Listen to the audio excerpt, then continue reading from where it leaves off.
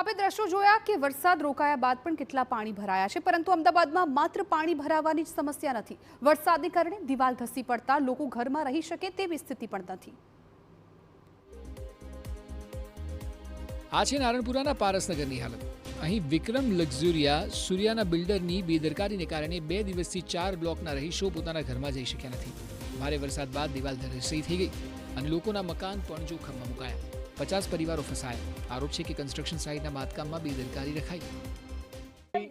કોઈ જાતની કાંઈ મદદ નથી, કોઈ સુવિધા હજી સુધી અમને મળી નથી. અમે વરસાદમાં આમ જ ઊભા છીએ. અમે ઘરમાં જવા માટે પણ કોઈ સુવિધા અમને મળી નથી, કોઈ પૂછવા પણ અમને આવ્યું નથી. હજુની ઘરે અમે બહાર જ છે, નાના છોકરા બધું લઈને બહાર જ છીએ. જે બિલ્ડર છે, બિલ્ડર દ્વારા કોઈ મદદ તમને પહોંચાડવામાં આવી નથી. બિલ્ડર પૂછવા પણ નથી આવ્યા.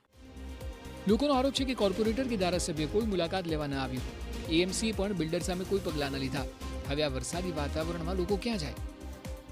કે કોર્પોરેશન જલ્દીમાં જલ્દી આ રોડ સાજો કરે અને અમને અમારા ઘર રહેવા માટે પાછા મળે. નવી ડ્રેનેજ નાખી હતી, આખી બેસી ગઈ. એના હિસાબે પાણી અંદર ગયું અને આ રીતે હોનારત થઈ.